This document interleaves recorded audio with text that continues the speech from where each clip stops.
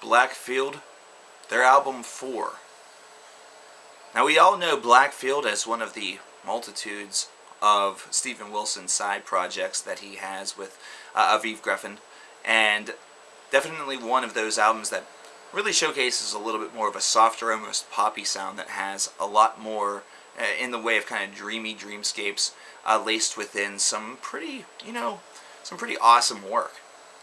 Now, after their last album, Steven Wilson had announced, and it really had exhibited itself on their last album, that his role in the band was going to become minimalized, and he was focusing a little bit more on anything that might happen with PT in the next couple of years. He also wanted to focus a lot on his solo career, and as far as writing music specifically for Blackfield, or at least in that style, he says it's something that he would help in small little doses here and there, but wasn't really sure if that's where he was at right now in his life. And you have to respect that, especially considering how much Steven Wilson really does, and considering how much he has actually toured for in the past. So, he's not exactly a young spring chicken anymore, so he kind of has to pace himself a little bit.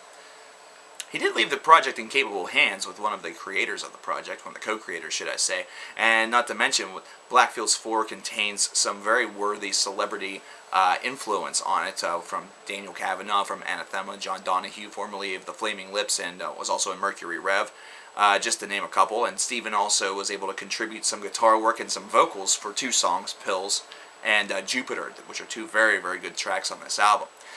Now, this is a 31-minute long album that contains 11 tracks, and there's no track on here that eclipses the 4-minute mark. In fact, there's a couple that only hit the 1.5 to nearly 2-minute mark. So this is a quick listen. This is one that does not go by very quickly, or it goes by very quickly. It's not one that wears out its welcome excessively. But whenever you first look at that, you think that maybe this is an album that maybe a little bit of a dud, considering it seems so quick or something like that. But actually, I look at this a little bit differently, and I think that you should as well, and you probably will once you listen to it.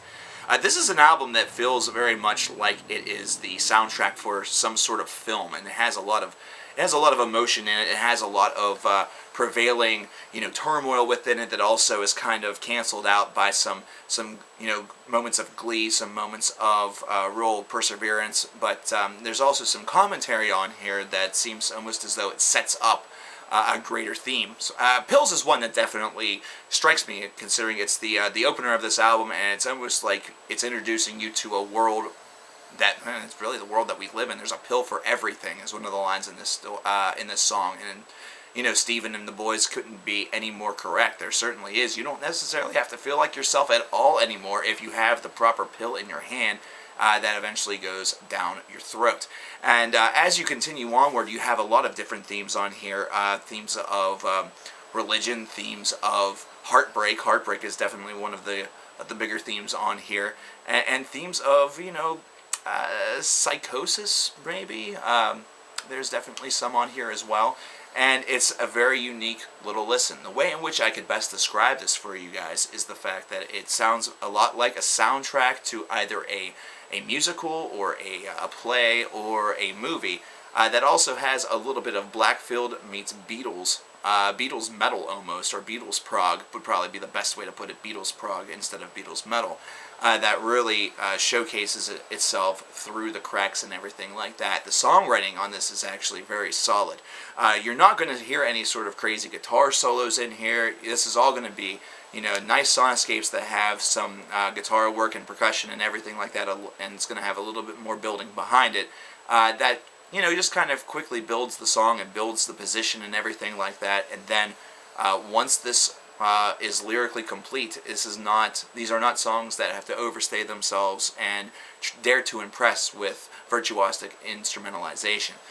This is instead something that's a little bit more aimed toward the prog rock listener, where these are quick tracks that have a lot of meaning and a lot of depth behind it. These are definitely songs that are a little bit more emotionally inclined, so you can latch on a little bit more that way, as opposed to staring at somebody playing a guitar for 5 minutes and just swooning over the different sweeps that they're doing.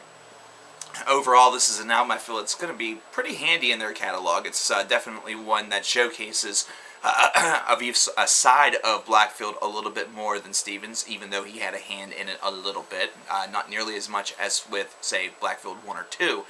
But that said, that doesn't mean that this is a bad record. I would still give this an 8 out of 10. It has that emotional discourse that is really very prevalent with Blackfield. It has all the tonal qualities. You definitely have a lot of the same feeling whenever you listen to this record, even though it is not Steven Wilson's voice that you're hearing on more than just 2 tracks. So this is one to check out regardless to how much Steve has touched it, because, hey, Aviv's a human being too, and he's also a very qualified musician, and this is a very qualified album. So definitely give this a shot. I'll see you guys later.